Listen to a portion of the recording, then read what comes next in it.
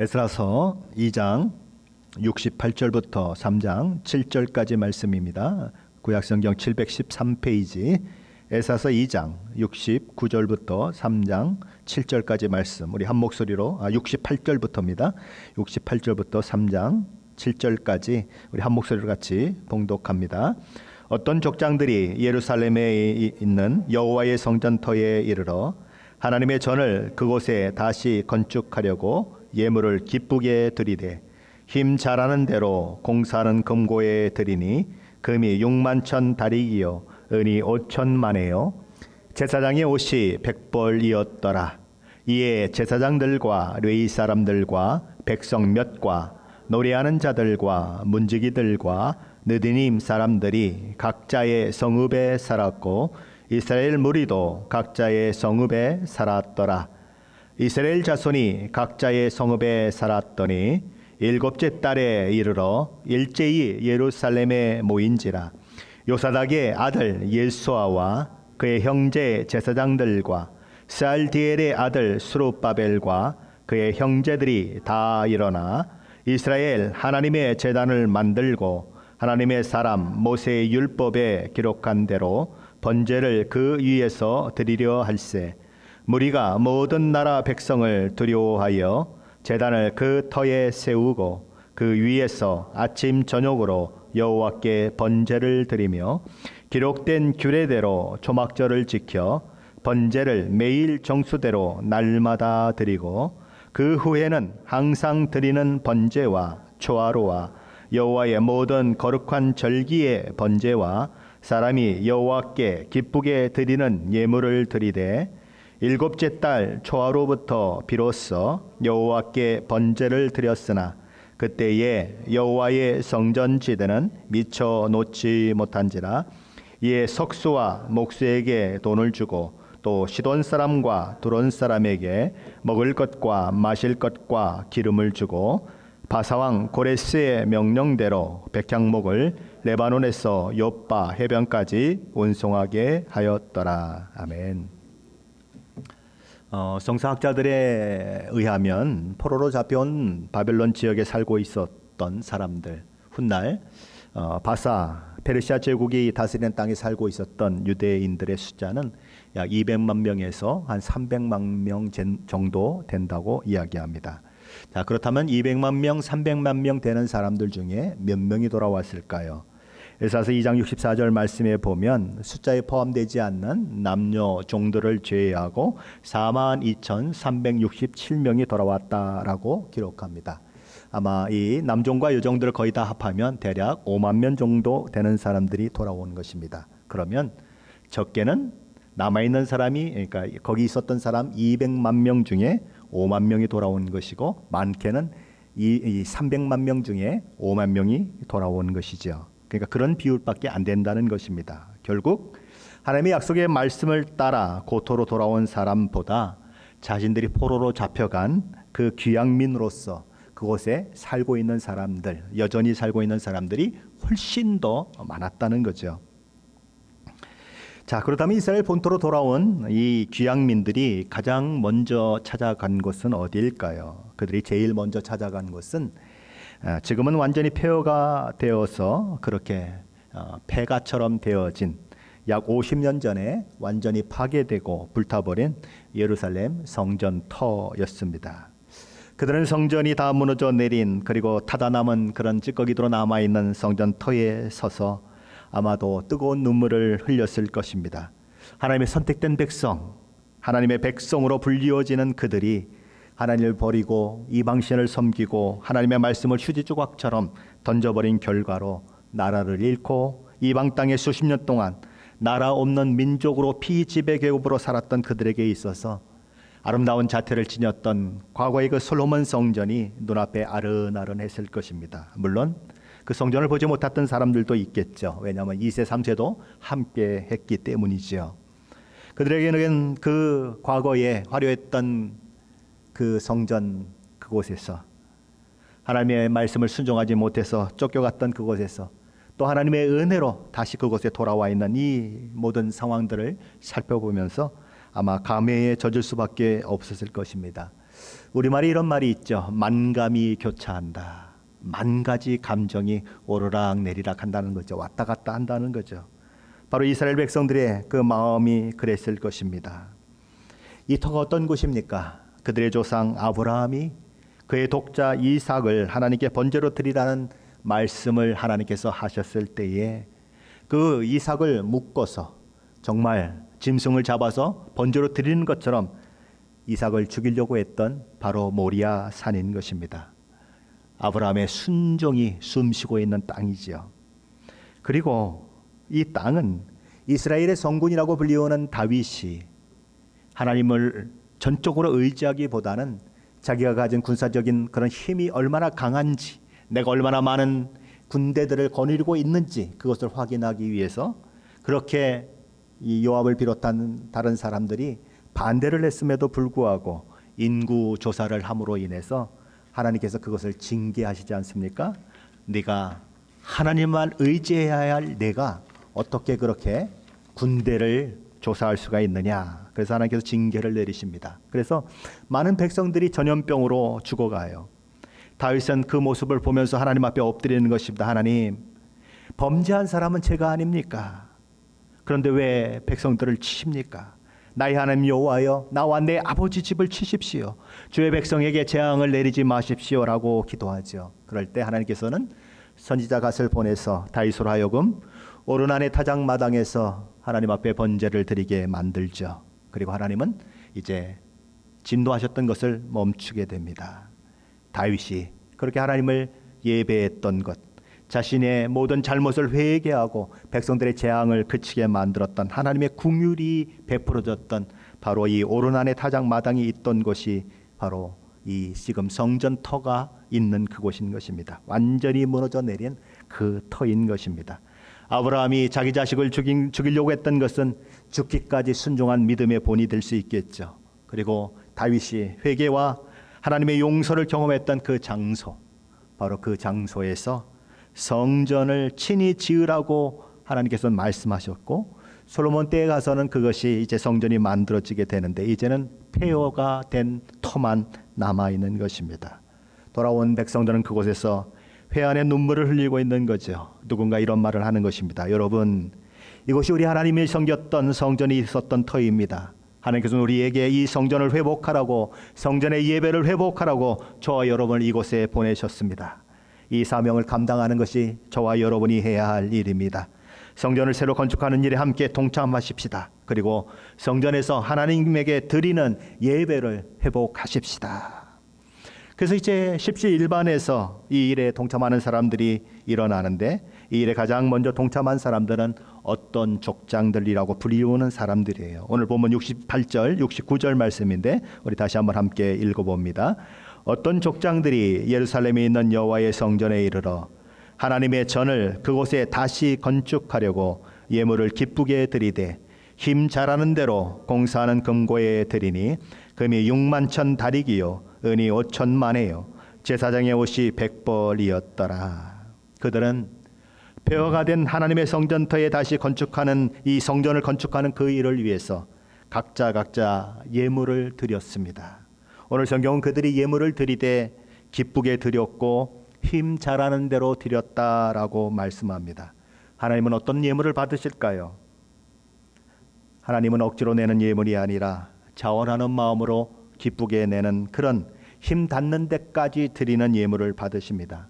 형편이 어려워서 적게 드릴 수밖에 없는 사람은 적게 드릴 수 있겠죠.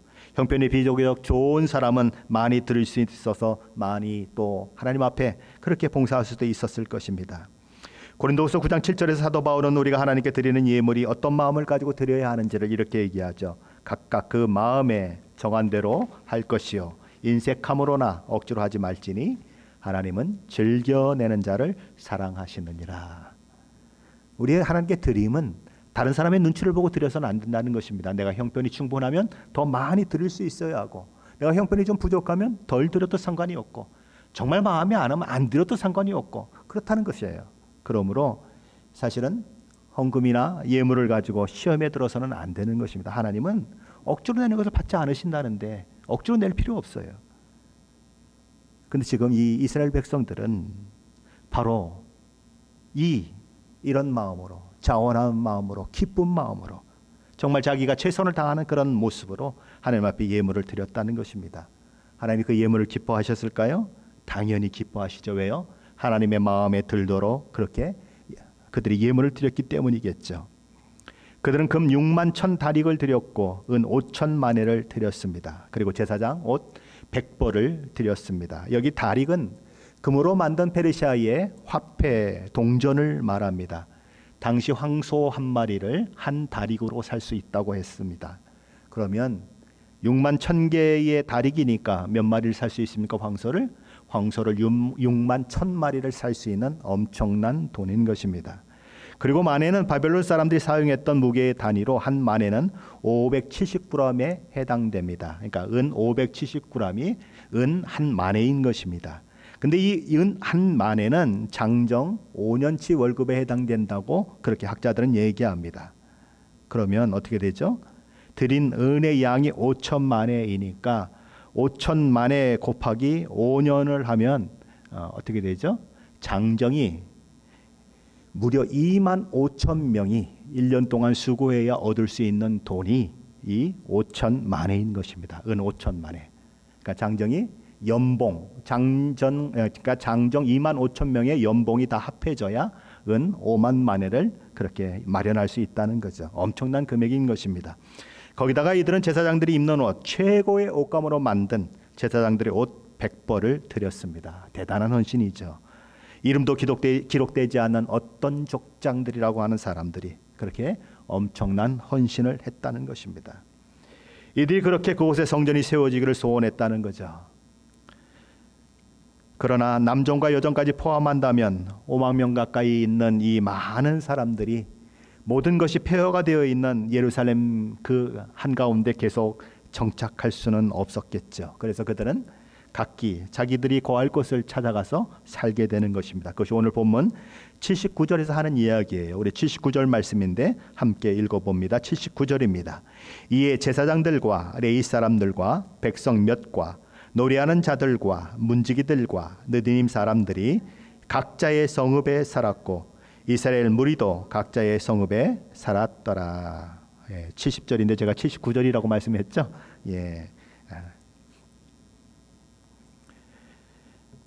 이 말씀은 고토로 돌아온 귀향민들이 각각 자기의 성읍에 정착했다는 일반적인 말인 것입니다. 그렇다면 이들이 정착한 후에 무엇을 했을까요? 그 내용이 이제 3장부터 소개가 되는 것입니다.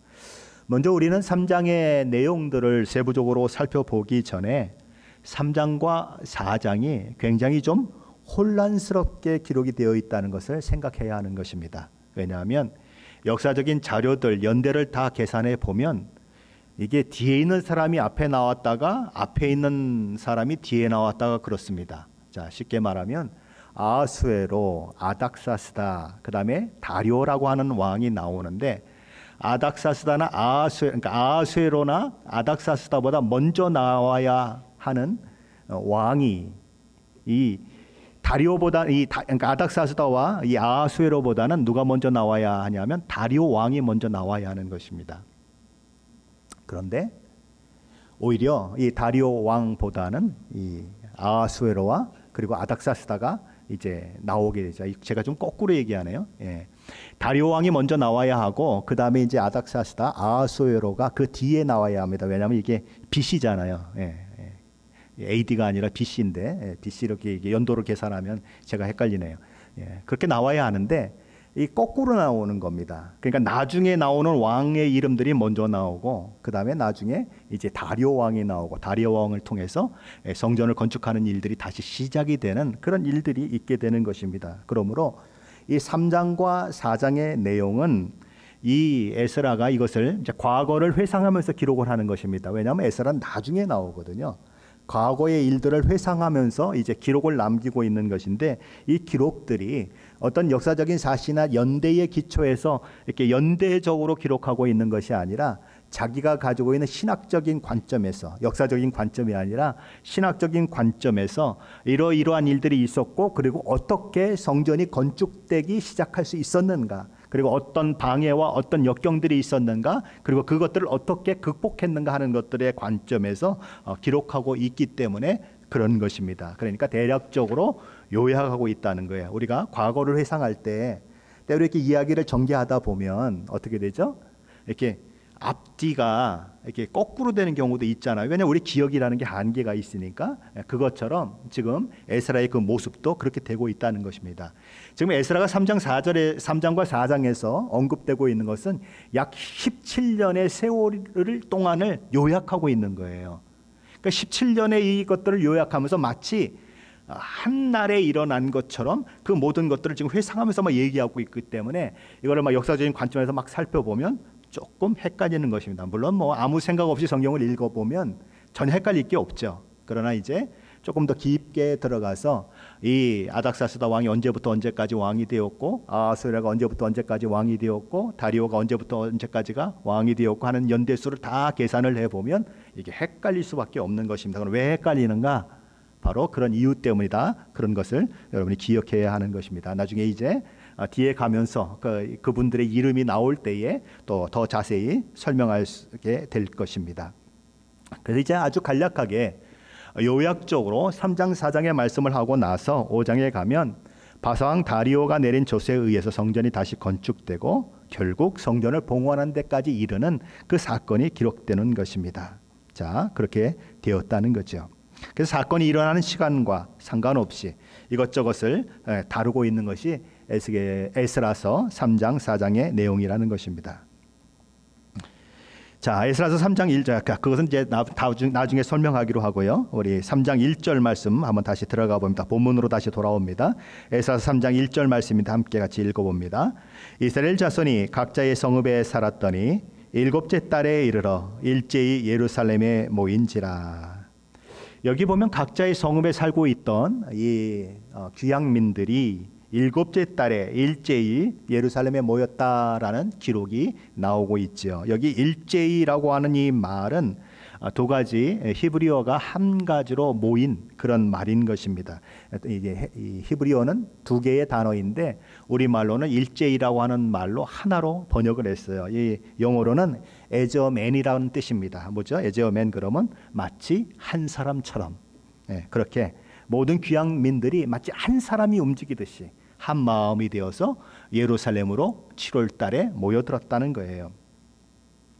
누군가의 명령에 의해서 한 것도 아니고 누군가의 강요에 의해서 한 것도 아니고 자발적으로 스스로 7월 달에 함께 모여서 하나님을 예배하게 되었다는 것입니다. 무엇을 위해서 그랬습니까? 하나님을 예배하기 위해서 그랬다는 거죠. 하나님 기뻐하시는 예배는 바로 그런 예배인 것입니다. 자원하는 마음으로 자발적으로 드리는 예배를 하나님은 기뻐하십니다. 자, 그렇다면 왜 하필 7월 달일까요? 왜 이 사람들은 하필 7월 달에 그렇게 한 마음으로 마치 한 사람이 움직이듯이 그렇게 예루살렘으로 모여들었을까요? 7월 달은 우리 달력으로 생각하면 9월에서 10월에 해당되는 달인 것입니다. 자, 그런데 이 종교적으로 이 7월 달에는 이스라엘에게 있어서 종교적으로 7월 달에는 중요한 축제, 종교적인 축제가 무려 3가지나 함께 겹치는 그런 달인 것입니다. 첫째 종교적 축제는 새해 첫날을 그렇게 드리는 축제예요. 아니 무슨 7월 달에 새해 첫날이 어떻게 됩니까? 이 유대인의 민간력으로는 7월짜리 티스리월이라고 해서 유대 민간 달력으로는 새해가 시작되는 그런 달입니다. 그러니까 티스리월 1월 1일이 종교적으로 7월 1일이 성경에서는 나팔절이라고도 그렇게 불리워지는데 그날이 이스라엘 민간력으로는 새해가 선포되는 날인 것입니다. 그리고 이제 종교적인 그런 또 달력으로는 7월 10일은 대속죄일이라고 부르는 날입니다. 그날은 무슨 날이죠?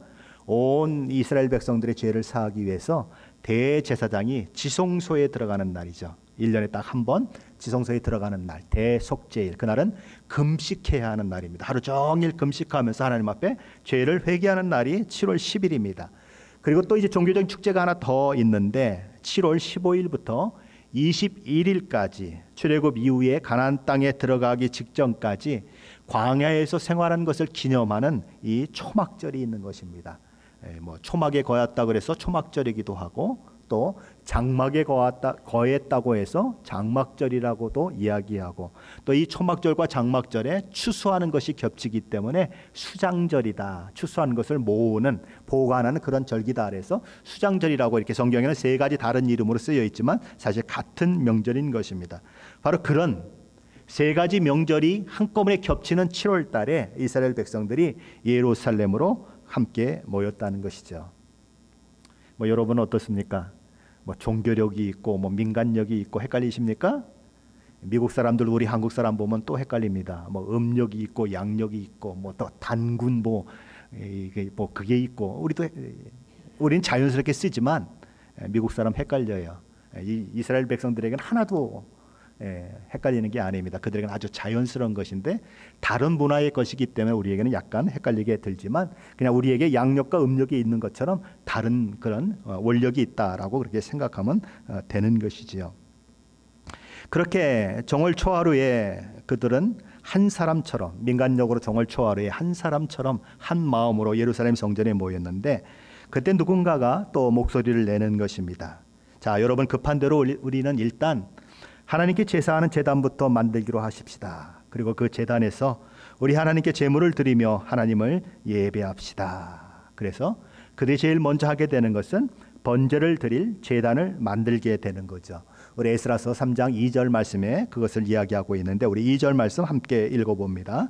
요사닥의 아들 예수아와 그의 형제 제사장들과 스알디엘의 아들 스룹바벨과 그의 형제들이 다 일어나 이스라엘 하나님의 제단을 만들고 하나님의 사람 모세의 율법에 기록한 대로 번제를 그 위에 드리려 할세. 그러니까 하나님의 제단을 만들었는데 그 제단에서 번제, 태워서 드리는 제사를 드렸다라고 얘기합니다. 그러면 그 제단이 어떤 제단이라는 말이죠? 어떤 제단이죠? 번제를 드리니까 번제단이죠. 너무 어려워요? 예, 번제를 드리니까 번제단이죠. 그렇게 번제단을 만들었다는 것입니다. 여기 보면 이제 예수아라고 하는 이 이름은 여호수아라고 하는 이름을 가진 대제사장의 이름입니다. 그러니까 우리 예후 뭐 그러면 여호후 이렇게도 되는 것입니다. 그러니까 예수와 여호수아, 예자가 여호하고 같은 말을 가지고 있어요. 그리고 이제 스룹바벨이라고 하는 이 인물은 이스라엘 백성들의 총독으로 임명된 평신도 지도자인 것입니다. 그러므로 종교적 지도자와 평신도 지도자가 힘을 합해서 하나님께 제사를 드릴 제단을 만드는 것이죠. 물론 그들이 새로운 모양의 번제단을 만든 것은 아닙니다. 이미 모세 5경에 기록한 그 말씀대로 그렇게 제단을 만들고 있는 것이죠. 출애굽기 20장 기록에 보면 성전에 사용되었던 놋제단과 다른 번제단에 대한 그 규례가 나옵니다. 솔로몬의 성전이나 이런 데는 번제단, 놋으로 만든 번제단이 있었죠. 그리고 성막에도 번제단이 있었지만 지금은 그런 것을 만들 만한 여력이 없습니다. 그러니까 그 번제단이 아닌 거예요. 자, 그런데 출애굽기 20장에 보면 이 번제단을 만드는 재료가 두 가지가 사용되고 있습니다. 하나는 흙으로 만드는 것입니다. 흙을 잘 이기거나 그래서 흙으로 번제단을 만드는 방법이 있고요. 또 하나의 방법은 돌로 만드는 방법이 있었습니다. 하나님께서는 돌로 만들 때에 이렇게 막 네모 반듯하게 만들려고 정으로 쪼고 이렇게 아주 모양을 만들어서 돌을 쌓지 말고 자연 그대로의 돌을 가지고 와서 그렇게 쌓아라라고 얘기합니다. 요새도 그렇게 축대 같은 것을 보면 자연 그대로의 돌을 사용하는 경우가 있죠. 그렇게 사용하는 것처럼 그렇게 하라고 그랬습니다. 그러니까 결국 지금 이제 이 예수아와 그리고 이 스룹바벨이 만든 번제단은 흙으로 만든 번제단이든지 아니면 돌로 만든 번제단인 것입니다. 왜냐하면 그날 모여서 그냥 갑작스럽게 만들고 거기서 번제를 드리는 그런 일들이 이루어지기 때문에 그렇죠. 자, 오늘 에스라 3장 2절 말씀에 보면 그런데 모세를 어떤 사람으로 소개하고 있습니까? 퀴즈입니다. 빨리 컨닝하세요. 모세를 어떤 사람으로 이렇게 이야기하고 있죠? 하나님의 사람 모세라고 그렇게 이야기하고 있습니다. 모세가 하나님의 사람이었다는 거죠. 사무엘 선지자도 하나님의 사람으로 불리었습니다. 스마야라고 하는 선지자도 하나님의 사람으로 불리었습니다. 열왕기상 13장에 보면 베델에 가서 그 베델의 단이, 송아지를 섬기는 그 단이 무너지게 하는 것을 예언했던 어떤 이름 없는 선지자도 하나님의 사람으로 불리웁니다. 물론 엘리야도 하나님의 사람으로 불리우고 엘리사도 하나님의 사람으로 불리웁니다. 하나님의 사람이 어떤 사람인가? 하나님 편에 서서 하나님의 종으로서 하나님의 말씀을 대언했던 사람들을 가리켜서 하나님의 사람이다라고 그렇게 불리우는 것입니다. 모세도 바로 그런 하나님의 사람이었다는 거죠. 저와 여러분은 어떤가요? 저와 여러분은 뭐라고 불리우죠? 그리스도인. 옛날에는 예수쟁이라고 불려졌습니다. 그리스도인이 뭡니까? 그리스도께 속한 사람이라고 하는 뜻이에요. 그렇다면 저와 여러분의 말과 행동과 그리고 이 생각을 통해서 예수 그리스도가 드러나고 있을까요? 아, 저 사람은 정말 그리스도의 사람이구나. 저와 여러분을 통해서 우리 주님이 드러나고 있습니까? 저와 여러분의 삶의 자리에서 우리 주님의 말씀이 저와 여러분의 삶을 통해서 순종되고 있습니까? 바로 하나님의 사람 모세라고 하는 이야기 속에는 바로 저와 여러분이 그리스도인이다라고 불리우는 그 말과 같은 뉘앙스의 말이 들려있는 것입니다. 우리도 하나님의 사람 모세라고 불리워졌던 것처럼 하나님의 사람 누구누구, 그리스도인 누구누구라고 불려져야 마땅한 것이고 그런 모습으로 나타나야 마땅하다는 것입니다. 여기 하나님의 사람 모세의 율법에 기록된 대로 번제를 그 위에 드리기 위해서 번제단을 만들었다고 하는 이 표현이 등장하고 있는 이유는 이 귀한 공동체가 얼마나 율법을 철저히 지키려고 노력했는지를 보여주는 그런 강조하는 본문인 것입니다. 그들의 조상이 하나님의 율법을 거역하고 죄를 지음으로 인해서 바벨론으로 끌려간 아픈 현실이 그들 가운데 있어요. 뼈아픈 그런 과거가 그들에게 있는 것입니다. 귀양민들에게는 그게 약이 되었죠.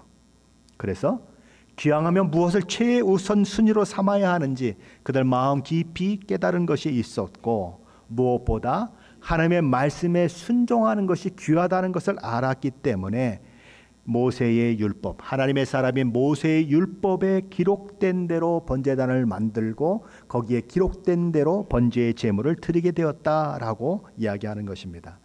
자, 그렇다면 이 번제단은 언제 만들어졌을까요? 언제부터 이 번제단에서 번제를 드리게 됐을까요? 오늘 보면 에스라서 3장 6절 말씀인데 함께 읽어봅니다. 에스라서 3장 6절 말씀입니다. 일곱째 달 초하루부터 비로소 여호와께 번제를 드렸으나 그때 여호와의 성전 지대는 미쳐 놓지 못한지라. 언제부터 드렸다고요? 초하루부터. 그러니까 민간력으로 정월 초하루부터 드렸다는 것입니다. 새해 첫날부터 드렸다는 거죠. 우리는 2022년을 맞이하면서 송구 영신 예배를 드린 바 있습니다. 그리고 오늘까지 3번에 걸쳐서 특별 새벽 기도회를 그렇게 이제 벌써 지나갔죠. 비록 6일 정도밖에 되지 않는 짧은 기간이지만 신여말이 특별 새벽 기도회를 이제 반 정도 마친 상태에 있는 것입니다. 그것처럼 이스라엘 백성들도 민간력으로 첫날 모여서 하나님께 제사 드리며 하나님을 예배하기 시작했다는 것입니다. 하나님께서 우리에게 한 해를 주셔요. 그리고 어떨 때는 한 달을 주십니다. 그리고 어떨 때는 한 날을 주십니다. 뭐 어떨 때가 아니죠. 우리가 살아있는 한 그런 날들이 계속되고 있는 거죠. 하나님께서 왜 그렇게 한 달이 이루어지게 하고 한 날이 이루어지게 하고 한 해가 이루어지게 했을까요? 영원하신 하나님의 입장에서 보면 한 해가 무슨 상관이 있겠습니까? 그렇죠? 한 달이 무슨 상관이 있겠어요, 하나님께? 하나님은 그날이 그날이죠. 똑같은 날이죠. 그런데 이 모든 것들은 사실은 하나님을 위해서 있는 날이 아니고 저와 여러분을 위해서 있는 날인 것입니다. 하나님은 저와 여러분이 얼마나 연약한지를 알고 계세요. 작심삼일 하나님도 알고 계세요.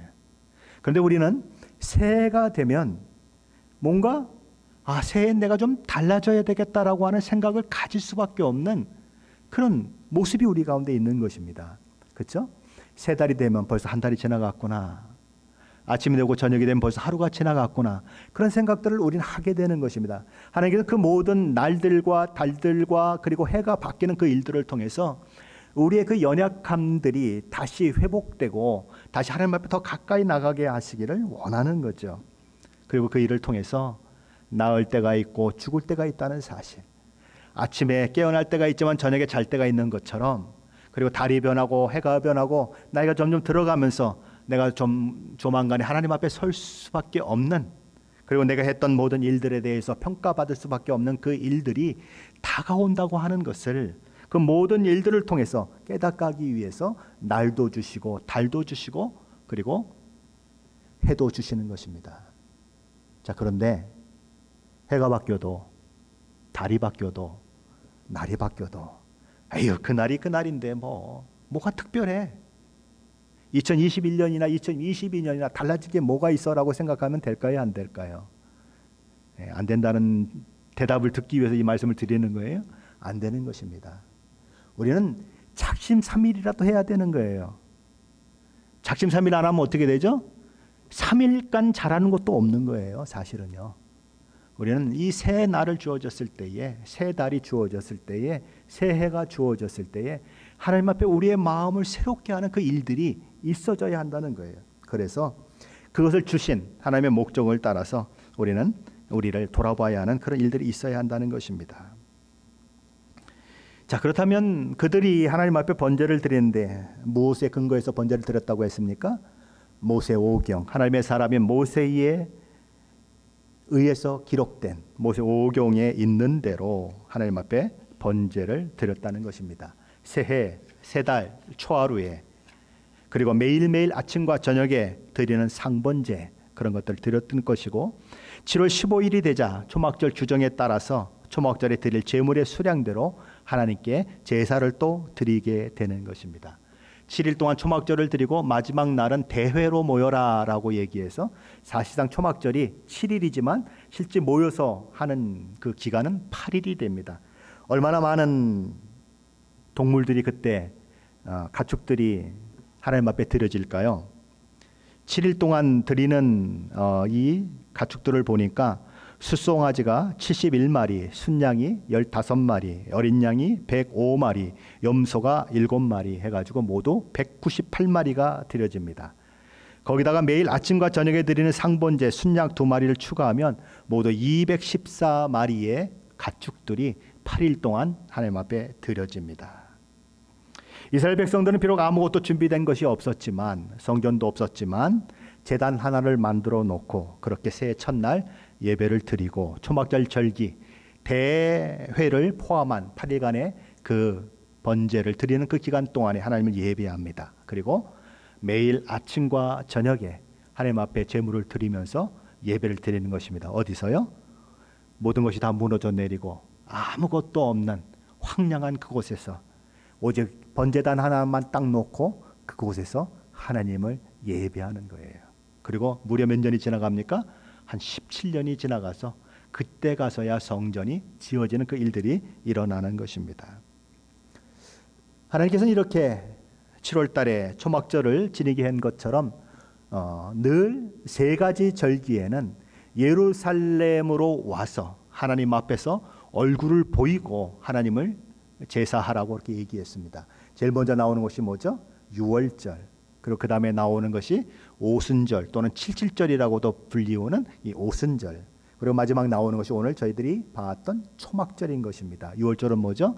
이스라엘 백성들이 애굽으로부터 구출된 날, 그날 하나님 앞에 어린 양을 잡고 그리고 어린 양의 피로 문설주와 인방에 발랐던 그날, 그리고 그 다음 날부터 무교병을 먹었기 때문에 유월절이 첫날이고 그 다음부터 무교병을 먹었기 때문에 때로는 유월절이라고도 불리우고 무교절이라고도 불리우는 바로 그날, 바로 그것이 유월절인 것입니다.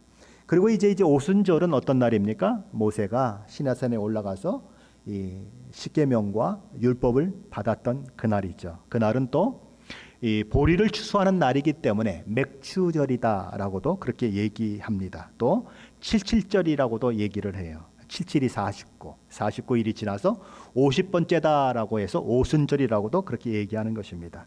그리고 이제 초막절, 아까도 말씀드렸지만 장막절이라고도 불리우고 또 곡식을 저장하는 날 그런 절기다라고 해서 수장절이라고 불리우는 그런 초막절이 있는 것입니다. 초막절은 출애굽 이후에 광야에서 생활한 것을 기념하는 그런 절기예요. 레위기 23장 42절 43절에 보면 이렇게 되어 있습니다. 너희는 이래 동안 초막에 거주하되 이스라엘에서 난 자는 다 초막에 거주할지니 이는 내가 이스라엘 자손을 애굽 땅에서 인도하여던 내던 날에 초막에 거주하게 한 줄을 너희 대대로 알게 함이니 나는 너희의 하나님 여호와이니라. 그래서 초막절에는 이제 초막 같은 것들을 지어놓고 나무 이파리 뭐 이런 것들로 초막을 지어놓고 그곳에서 거하도록 그렇게 한 것입니다. 이스라엘 백성들은 지금도 이 초막절을 지키고 있어요. 지금은 이제 현대판 아파트도 있고요.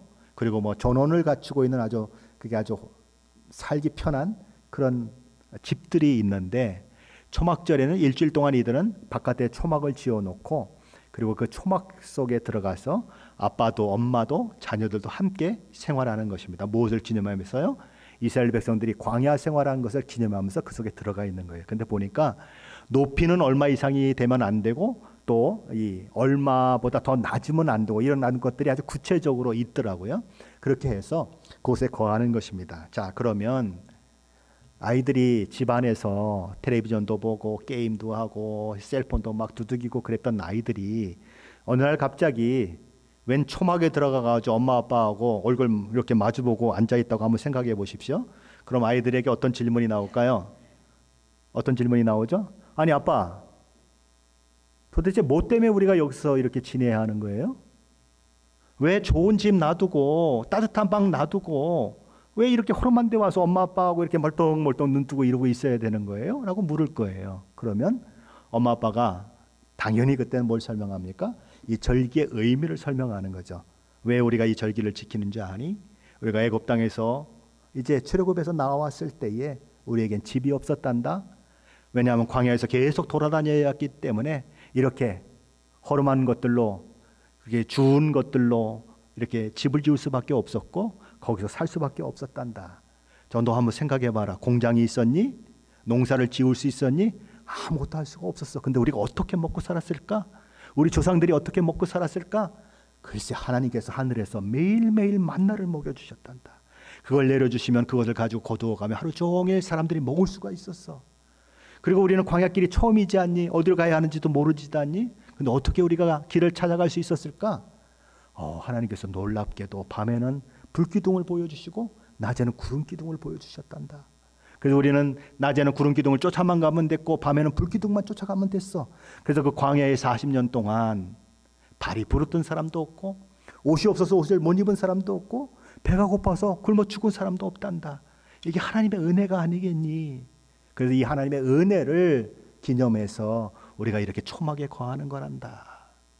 이스라엘 백성들이 아주 놀라운 거예요. 물론 하나님이 하라고 하신 것이지만 이스라엘 백성들이 하고 있는 그 모습들이 지금도 하고 있다니까요. 참 놀라운 것입니다. 우린 광복절을 그렇게 기념하나요? 뭐 광복절이 아니니 무슨 뭐 임시정부가 아니니 이딴 소리만 하고 앉았지 정말 국가의 그런 것들을 생각하지 못하는 것입니다. 근데 이스라엘 백성들은 그 일들을 기념하면서 자연스럽게 아이들에게 하나님이 누구신지를 가르칩니다. 인생은 광야와 같죠. 누가 공급자인가? 누가 세상을 운영하시는가? 우리가 무엇을 믿고 살아야 되며 누구를 의지하고 살아야 하는가를 아이들에게 분명히 가르쳐 주는 거예요. 그것이 바로 초막절인 것입니다. 광야 같은 인생 속에서 어떻게 살아야 하는지, 광야 같은 인생 속에서 먹을 것과 입을 것을 공급하시는 분이 누구신지 그들은 그 초막 속에서 알게 되는 것입니다. 광야 같은 삶이 계속되는 인생의 그 여정 속에서 우리가 누구를 바라보고 살아야 하는가 자연스럽게 교육이 되는 거죠. 그것이 초막절의 가정 예배를 통해서 일어나는 그런 놀라운 것입니다. 예배는 무엇일까요? 내가 오늘 이 자리에 있는 것이 하나님의 은혜임을 알고 하나님을 높여드리는 것이 예배입니다. 지나온 내 삶이 내 힘으로 되어진 것이 아니고 어쩌다 지나온 삶이 아니고 어쩌다 되어진 우연의 삶이 아니고 하나님의 특별한 간섭하심과 은혜 베푸심의 결과인 줄 알고 하나님을 높여드리는 것이 예배입니다. 또한 예배가 무엇일까요? 과거에 역사하셨다면 앞으로도 하나님께서 나의 삶 속에 역사하실 것을 믿는 것입니다. 하나님, 그렇습니다.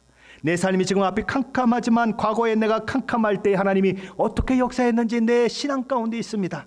그러므로 내가 지금 어렵고 힘들지만 하나님께서 이 상황도 뛰어넘게 하실 줄 믿고 하나님이 선하게 이끌 줄 믿습니다라고 하나님을 바라보며 상황이 어려운데도 불구하고 하나님을 높이는 것이 예배예요. 하나님 한 분으로 충분하다는 고백은 바로 그런 고백인 것입니다. 하나님이 계시면 아무 염려 없어도 됩니다 라고 고백하는 거예요. 이스라엘 백성들이 광야에서 40년 동안 살았어요. 농사를 지었습니까? 공장이 하나도 있으니까 아무것도 없어요. 그러나 한 사람도 신발이 없어서 발이 부르튼 사람이 없어요. 한 사람도 옷을 못 입어서 어려운 당한 사람이 없어요. 굶어 죽은 사람이 없어요. 그렇게 하나님은 인도하셨다는 거예요. 바로 그분을 생각하며 높여드리는 것이 예배예요. 하나님을 늘 기억하고 하나님을 높여드리는 것이 예배인 것입니다. 그렇게 예배가 회복되는 사람들이 있어요. 예배가 회복되면 신앙이 회복됩니다. 반대로 신앙이 회복되는 사람은 예배가 회복돼요. 만일 저와 여러분 가운데 예배와 점점 멀어진다. 평상시에는 이런 예배도 나오고 저런 예배도 나왔다가 하나씩 빠지기 시작하고 이젠 주일도 하나씩 빠지기 시작하고 한 달이 지나가고 1년이 지나갔는데도 컬컬함이 없고 내가 뭔가 잘못됐다는 마음이 없다. 이건 큰 문제인 것입니다. 죽어가고 있는 거예요. 신앙을 잃어가고 있는 것입니다. 이스라엘 귀향민들은 아직 번듯한 성전도 없습니다. 오직 하나 그 폐허의 땅에 번제단 하나 세워놓고 하나님 앞에 감사의 예배를 드리고 있어요. 우리는 언제 예배를 드리려고 생각하죠? 저와 여러분은 언제 예배를 드려야 된다고 생각합니까? 어떤 분들은 내가 조그만 돈 더 벌고 나서 하나님 잘 섬길게요 얘기하는 분들이 있어요. 내가 집을 좀 장만해 놓고서 하나님 더 잘 섬기겠습니다. 내 비즈니스가 좀 정상에 올라가고 나면 하나님을 섬기겠습니다.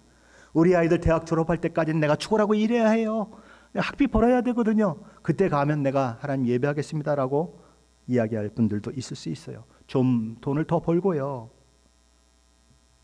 자동차도 하나 바꿔야 되지 않아요? 여러 가지 많은 생각들이 있을 수 있습니다.